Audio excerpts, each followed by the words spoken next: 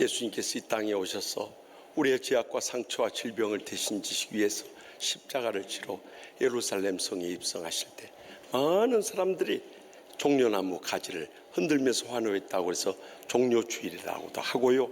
또 예수님께서 이번 주간에 고난을 당하셨기 때문에 고난주간이라고도 합니다. 주전 700여 년 전의 구약 성경 이사야 62장 11절과 주전 520여 년 전 스가랴 9장 9절에 예수님께서 겸손하여서 나귀 새끼를 타고 예루살렘 입성을 했던 것을 이미 예언하고 그대로 성취가 됐었어요. 또 주전 1000여 년 전에 이 시편 118편 25절에 호산나 다윗의 자손이여 하고 환호할 것도 이미 예언되어 있었던 거예요. 그러니까 하나님이 살아계시고 성경이 진리이기 때문에 이렇게 천여 년 전에 예언해 놓은 말씀대로 예수님께서 이 땅에 오셨었던 거예요. 그때 당시 예루살렘 성에는 전국에서 몰려든 유월절을 지키기 위해서 한 270여만 명이 모여들었다고. 그러니 얼마나 그 한호가 열렬했겠어요. 그런데 예수님께서 이 땅에 처음 오셨던 그 초림에 이어서 이제 다시 오실 예수님을 기다리면서 우리가 어떻게 맞이해야 될 것인가? 예수님께서 이제 예루살렘에 입성한 다음 날 행하셨던 일들을 보면서 하나님의 음성을 다 함께 들을 수 있길 바랍니다. 먼저 본문 12절 말씀 다 같이 읽습니다. 예수께서 성전에 들어가사 성전 안에서 매매한 모든 사람들을 내쫓으시며 돈 바꾸는 사람들의 상과 비둘기 파는 사람들의 의자를 둘러 엎으시고 아멘. 예수님께서는 종려주일이요 고난주일인 주일을 지키시고 그 다음날 성전에 들어가셨어요. 가서 보니까 장사하는 사람 가득 차 있었던 거예요. 이 성전에 각지에서 유월절 명절을 지키기 위해서 예루살렘에 왔는데 이스라엘 남자들은 1년에 한 번씩 이 성전세 반세겔 은하를 내야 돼. 그 은하로 바꾸기 위해서 화폐를 바꾸는 환전사들이 들끓고요. 또 뿐만 아니라 그들이 양이나 또 가난한 사람들은 비둘기를 사서 이 제물로 드려지는데 이 양이나 비둘기 파는 장사꾼들로 가득하고요. 더구나 이런 환전상들이나 장사꾼들과 결탁해서 그들에게 뒷돈을 받는 대제사장이나 제사장의 무리들이 가득한 것을 봤어요. 하나님이 기뻐 받으시고 예배를 받으셔야 할 이 성전이 인간의 탐욕의 장사꾼들로 가득 탔을 때 예수님께서는 그 장사하던 모든 사람을 내쫓으시며 돈 바꾸는 사람들의 상과 또한 비둘기 파는 사람들의 의자를 쥐어붙지 않을 수 없었던 거예요. 오늘날 우리의 현실은 어떻습니까? 온 세상이 물질의 탐욕으로 가득 차 있어요. 물질이 우리의 우상이 되어버린 세상이에요. 그래서 서로 이 거짓과 사기를 척하면서 어떻게든 남의 물질을 뺏으려고 하는 악한 일들이 얼마나 많이 일어난지 몰라요. 지금 수년째 이 땅에 끊이는 게 보이스피싱이에요. 거짓 전화 걸어가지고 우리를 속여서 특별히 자녀들을 막 비명소리 지르면 그것이 내 자녀인지 남의 자녀인지 어떻게 할 것이오. 여러분, 탐욕에 가득한 세상에서 세상 사람들을 이해한다고 하지만 믿는 사람 같이 우리가 언제 죽을지 모르고 죽으면 다 버리고 떠날 이 세상에 뭔 물질 욕심이 많아서 하나님의 것을 도둑질하는 것은 말할 것도 없고 주님이 쓰시겠다 한데도 안 내놓고 물질을 통해서 헌신하고 봉사하고 충성을 다한 일에 얼마나 게으르냐. 그래서 주님께서 누가복음 12장의 어리석은 부자의 비유를 통했어요. 이 어리석은 부자가 한 해 농사 소출이 풍성해지자 내가 곡식을 쌓아둘 곳이 없으니 어찌할꼬. 내가 이렇게 하리라. 내 곡간을 헐고 더 크게 짓고 내 모든 곡식과 물건을 거기 쌓아놓으리라. 또 내가 내 영혼에게 이르기를 여러 해 쓸 물건을 많이 쌓아뒀으니 평안히 쉬고 먹고 마시고 즐거워하자 하리니. 여기 6번이나 내라는 단어가 강조돼요. 나 중심적으로 나밖에 몰라. 내 가정밖에 모르고 내 자식들밖에 모르고 인생 사니 그것이 어떻게 하나님을 믿는 자녀라고 할 수 있겠냐. 그때 하나님께서 이르시되 어리석은 자여 오늘 밤에 내 영혼을 도로 찾으니 그러면 내 준비한 것이 누구의 것이 되겠느냐. 오늘 밤에 하나님 불러가시면 그동안 모아두고 쌓아두고 다 누리던 거 누구 것이 되겠냐. 다 헛거. 아무런 의미가 없는 거예요. 그래서 누가복음 12장 15절에 삼가 모든 탐심을 물리치라. 사람의 생명이 그 소에 넉넉한 이지 아니하니라 하시면서 이제는 더 이상 욕심 부리지 말고 살라는 거예요. 이렇게 욕심 부리는 교인들 보면 한평생 그저 돈 모아두고 쌓아둔 거 그거 자랑하며 살다가 인생 끝나버리고 끝까지 탐심에 사로잡혀서 그 물질 가지고 주의 일을 힘쓰지 못하고 주의 사명 감당하지 못하고 주의 복음 전하지 못하느냐 이거예요.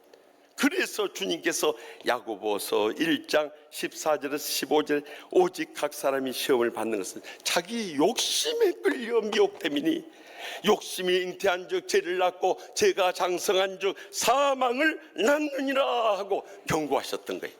그러므로 말세의 마지막 때 우리가 말씀과 기도로 성령 충만해지면은요 세상의 물질이나 명예나 향락 모든 탐심 다 물리침으로 인해서 주님을 새롭게 만나게 될 뿐만 아니라 날마다 천국의 축복과 행복의 감격 속에 살아가게 될 줄 분명히 믿으시기 바랍니다. 계속해서 본문 13절 말씀 다 같이 읽습니다. 그들에게 이르시되 기록된 바 내 집은 기도하는 집이라 일컬음을 받으리라 하였거늘 너희는 강도의 소굴을 만든도다 하시니라. 아멘. 이 말씀은 예수님이 땅에 오시기 700여 년 전에 이사야 56장 7절에 이는 내 집은 만민이 기도하는 집이라고 예언해 놓은 말씀 그대로 예수님께서 인용하셨던 거예요. 그런데 만민이 모여서 예배드리고 기도해야 할 이 성전에서 그들은 강도의 소굴로 만들어버렸다는 거예요. 그러니 여러분 이 성전이 무슨 의미가 있겠어요? 그래서 예수님께서 진노하신 모든 걸 다 뒤엎지 않을 수 없었던 거예요. 오늘날에도 마찬가지입니다. 만민이 깨어서 기도할 이 아름다운 성전 이렇게 지어놓고 여러분 다른 데 안 나와서 기도 안 한 거 뭐라 하겠어요? 바쁘고 피곤하면 못 나올 수도 있죠. 그러나 예수님께서 고난당하신 이 사순절에도 못 나와버려요.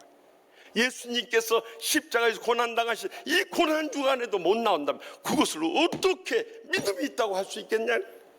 정말 우리가 하나님의 자녀 되었고 주님의 제자 되었고 복음의 사명자 되었다면 어떻게 깨어서 이때도 기도 안 할 수 있겠냐는 거예요. 그래서 예수님께서 십자가의 고난을 앞두고 기름 짜는 틀이라는 이 뜻을 가진 겟세마네 동산에서 얼마나 십자가의 고난을 앞두고 간절히 기도했으면 땀방울이 핏방울같이 변할 정도 기도했어요. 그런데 베드로를 비롯한 제자들은 다 우벅우벅 졸면서 잠이 들었어요. 예수님께서 두 번이나 찾아오셔서 마태복음 26장 41절에 시험에 들지 않게 깨어 기도하라. 마음은 온유라도 육신이 약하도다 하고 그를 책망하면서 그 제자들 깨우지 않았어요. 그래도 계속 졸다가 마지막 세 번째 예수님께서 그들을 다시 깨워서 일어나게 돼요. 결국 그렇게 깨어 기도하지 않고 졸고 있다가 큰 시험이 금방 찾아옵니다. 대제사장의 무리들이 와서 그를 잡아갈 때 그 뒤를 어떻게 되는가 궁금해서 따라가던 베드로가 대제사장의 뜰에서요 계집 요종 앞에서 예수님을 부인한 것을 말할 것도 없고 나는 저 사람과 아무런 상관이 없다고 맹세까지 하고 심지어는 예수님을 향해서 욕설을 퍼부으며 저주까지 하면서 부인해버렸어요. 여러분 세 번씩 깨울 때 잠들어 있다가 결국 세 번씩 예수님을 부인하는 그 사건을 터뜨리고 말았어요. 예수님께서 부활하신 다음에 이 베드로를 찾아가서 갈릴리 호숫가에서 내가 이 사람들보다 나를 더 사랑하느냐, 내 어린 양을 먹이라, 내 양을 치라, 내 양을 먹이라고 세 번씩이나 그에게 목양의 사명을 분부하세요. 이건 다 영적으로 연결된 사건들이에요. 그가 깨어 기도했다면 그는 부활의 증인으로서 얼마나 능력 있게 더 영광 돌리며 쓰임받을 수 있었을 텐데 그 깨어 기도하지 못함으로 그것이 그 삶의 한계였다. 오늘날 말씀의 마지막 때도 영적인 이 혼란의 때에요, 우리가 깨어 기도하자면 이겨낼 길이 없어요. 되게 신앙생활에 참 상처받고 외롭고 힘든 사람일수록 사입이 이단에 빠져들어요. 그래서 베드로전서 5장 8절에 9절에 근신하라 깨어라 너희 대적 마귀가 우는 사자같이 두루다니며 삼킬 자를 찾나니 너희는 믿음을 굳건하게 하여 그를 대적하라. 이는 세상에 있는 너희 형제들도 동일한 고난을 당한 줄 압니다. 분명히 경고하지. 깨어 기도하지 않으면 여러분 이런 사탄의 역사에 속수무책으로 당하고 무너져버려요. 그러나 깨어 기도하는 사람들은 주님을 새롭게 만날 뿐만 아니라 성령 주시는 은혜와 능력에 사로잡혀서 기적적인 승리를 하며 살아가게 될 줄 확실히 믿습니다. 마지막으로 본문 14절 15절 말씀 다 같이 읽습니다. 맹인과 저는 자들이 성전에서 예수께 나오며 고쳐주시니 대제사장들과 서기관들이 예수께서 하시는 이상한 일과 또 성전에서 소리질러 호산나 다윗의 자손이여 하는 어린이들을 보고 놓아야 하며, 오늘 본문의 기사는 이 사복음서 중 마태복음에만 있어요.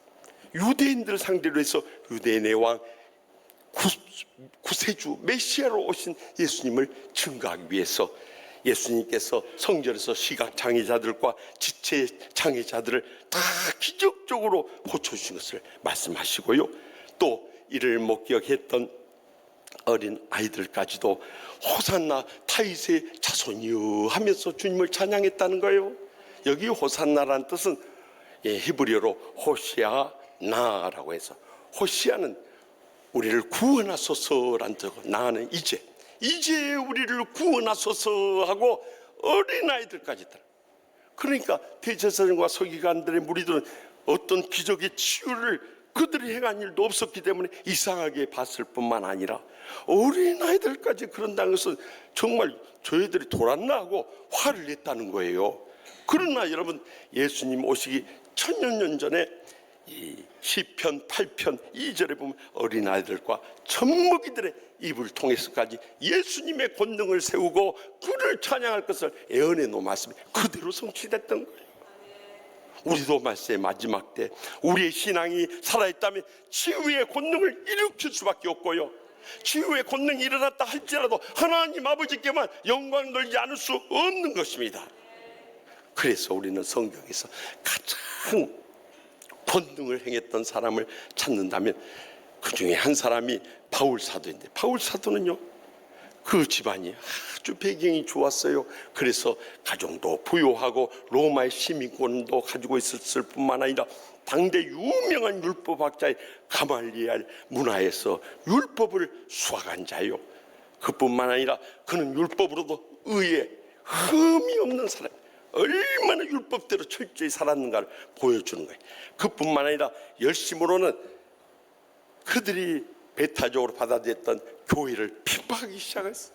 그러다가 다메섹에 있는 신자들을 잡으러 가다가 그 도중에 예수님을 만나게 된 거예요.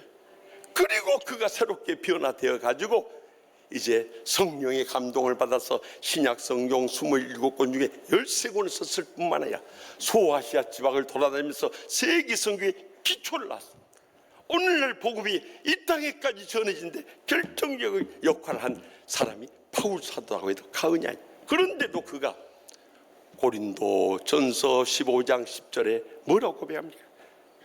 그러나 내가 나된 것은 하나님의 은혜로 된 것이니 내게 주신 그의 은혜가 헛되지 아니하. 내가 모든 사도보다 더 많이 수고하였으나 내가 한 것이 아니요 오직 나와 함께 하신 하나님의 은혜로라. 우리도 그래야 되는. 여러분, 정말 우리에게 치유의 기적을 체험하고 하나님께 영광 돌리고자 하는 그 은혜가 충만할수록 우리는 나가서 복음을 전하지 않을 수 없는 것입니다. 그가 목사고 장로고 권사고 집사고 아무런 상관이 없어요. 정말 그의 심령 속에 복음이 살아 역사한다. 복음을 전하지 않을 수 없는 거예요. 저는 이번에 늘 강조하지만 새생명 초청 축제도 저도 시간 난 대로 기도하고 복음 전도하러 다니고 있는데요. 지난 금요일에 우리 목장 리더들이 나와서 복음을 전하는데 그날 얼마나 미세먼지가 극심한지 몰라. 그런 가운데 복음 전하는데 일교구 한 집사님의 간증이에요. 이분은 내성적인데다가 다른 사람의 말도 못 붙인데 어떻게 복음을 전하겠어요. 그런데 이 목장 리더들 나가서 복음 전한다니까 자기도 따라 나갔어요. 가서 보니까 권사님들 집사님들 아주 능수능란하게 다 챙겨가지고 나갔어. 전하는데 자기도 처음 용기를 내서 전도지를 주면서 복음을 전하는데 그냥 딱 뿌리치고 와버려. 아니 그냥 안 받으면 됐지 왜 뿌리치고 상처를 주냐 이거. 그래가지고 마음속에 너무 실망이 돼가지고 끝날 때까지 사람들이 내 곁으로 안 왔으면 좋겠다 하고 기다리고 있는데 무녀가 나타났다. 하나님 기도하는 가운데 성령님께서 용기를 불어넣어줘서 다시 한번 시도했대.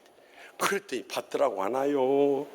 그래서 이 4월 9일에 이제 우리 교회에 이 혜은이 가수도 온다고 꼭 오셔서 만나보시라고. 그뿐만 아니라 우리 교회 자랑을 막 하면서 우리 교회 예배가 얼마나 은혜로운지 몰라. 목사님 말씀 듣고 웃다 올려보면 1시간 금방 가버려요. 막 복음을 전해. 그랬더니 뜻밖에도 이 모녀가 고개를 끄덕끄덕 받아들여. 얼마나 감격이. 아, 내 생에도 복음 전하니까 열매가 맺어주구나. 그래가지고 그때 뵙자고 인사하고 갔는데 또 갔다가 또 드려. 그래서 또 한 번 다짐을 했대. 자신이 처음으로 복음 전도하고 지금 그분들이 꼭 나오기를 위해서 기도하고 있다는 거예요. 얼마나 감동적인 간증입니까? 저는 지난 주간에 김주환 경남도민일보 전 이사가 쓴 줬으면 그만이지라는 책을 보면서 너무 큰 감동을 받았습니다. 이 책의 주인공은 김장하 선생님이었습니다.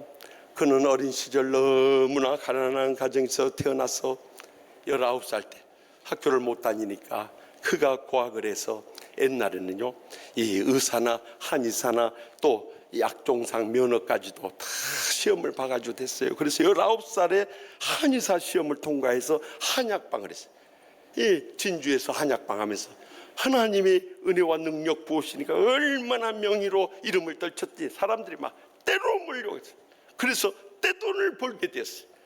대부분의 한의사들이 자기 자신의 가정이나 자손들만 생각하기 쉬운데 이 김장하 선생은 달랐어요. 어떻게 하면 참 어렵고 힘든 애들을 도울 수 있을까. 자신이 공부 못했던 것을 기억하면서 학생들, 중학교, 고등학교, 대학생이 이렇게 얼마나 많은 학생들을 장학 후원했든지 그 수를 헤아릴 수 없을 뿐만 아니라 장학 증정식 같은 것도 갖지 않고 그냥 가서 장학금을 전해주면서 이 학생들을 도왔어요. 그 가운데 유명한 인재들을 많이 배출할 수 있었어요. 그뿐만 아니라 더 체계적으로 규모 있게 학생들을 가르치기 위해서 1984년 진주에 명신고등학교를 세우고 남성학숙이란 학교 법인을 맡아서 이사장으로 경영을 했어요. 얼마나 학교를 위해서 모든 재산을 다 쏟아가지고요 7년 후인 1991년이 됐을 때 많은 사학의 이사장들이 그 사학을 통해서 돈벌이를 하려고 하는 그런 사람들이 얼마나 많습니까? 그러나 이 김장하 선생님은 달랐어요. 오히려 1991년 당시 학교 법인의 자산 가치가 100억 원, 현재 가치로 따지면 2천억 원인데 안 놀랄 줄 알았어요. 저는 여러분 2천억 원을 국가에 아무런 조건 없이 기부 체납한다는 게 있을 수 없는 일이에요. 그는 왜 이렇게, 그래서 신문사에서 인터뷰를 하자고 하고 또 그때 이 헌납식 때도 사진 찍자고 다 거부했어요. 왜냐하면 그의 마음속에 마태복음 6장 3절에서 4절에 너는 구제할 때 오른손이 하는 것을 왼손이 모르게 하여 내 구제함을 은밀하게 하라. 은밀한 중에 보시는 너의 아버지께서 갚으시리라 말씀하셨기 때문에 이 말씀 들었어요. 교회에서 직분을 준다 해도 그는 절대 직분을 받지 않았어요. 그래서 지금도 평신도일 뿐이에요. 그러나 그는 교회에 가서 많은 헌금도 하고 구제도 하고 선교도 했지만은 그 자신의 내세울 것 아무것도 주장하지 않았어. 이름도 없이 빚도 없이 말도 없이 그는 어떤 신앙인보다도 신앙인으로서 삶으로 열매를 맺고 있었던 거예요. 그의 삶을 통해서 예수님의 복음을 전하고 있었던 거예요. 그래서 많은 사람들이 찾아와서 물었습니다. 당신을 이렇게 전 재산을 다 쏟아서 이렇게 장학 후원을 하고 또 교육 사업을 하고 또 지역의 문화 사업을 위해서 헌신하게 한 동력이 무엇입니까? 했을 때 그는 눈물을 글썽이면서 다음과 같은 고백을 했습니다. 제가 어렸을 때 다 너무 가난한 가정에 살았어요. 그 어려웠던 시절을 다 잊지 않았기 때문에 제가 가난하게 살아보니까 가난한 사람들의 서름이 얼마나 큰 것인가를 제가 가슴속에 뼈저리게 느꼈기 때문에 내가 어려운 사람들한테 돈을 벌었는데 어려운 사람들한테 이것을 다시 재환원해야 되지 않겠는가 하는 생각이 들었어요. 더욱이 나를 이렇게 세우시고 복을 주시고 귀하게 쓰신 분은 주님이신데 주님의 사랑이 나를 감고 나신데 내가 무엇인지를 바치고 나누고 베풀지 않을 수 있겠습니까? 그래서 때로는 마음이 흔들리고 어려울 때도 나를 처음 만나셨던 주님과의 처음 사랑을 기억할 때 저는 도저히 주님을 배신할 수가 없었습니다. 그래서 지금까지 변함없는 마음으로 바치고 나누고 베푸는 것이 저의 행복이 되고 축복이 되어버렸습니다. 그렇게 고백하더라는 거예요. 사랑하는 성도 여러분, 우리 어려웠던 시절 없는 사람들 없어요. 다 어렵고 힘든 시절 저도 있었고 여러분들도 있었어요. 그러나 우리가 김장하 선생과 다른 삶이 무엇입니까?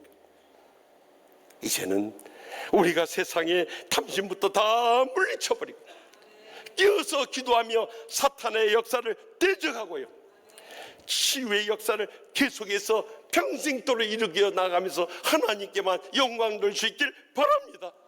그래야 할 때 우리의 남은 생의 삶의 순간순간마다 주님을 새롭게 만나게 될 뿐만 아니라 주님께서 베풀어 주신 천국의 축복과 행복의 감격 속에 영광 돌리며 살아가게 될 줄 확실히 믿습니다.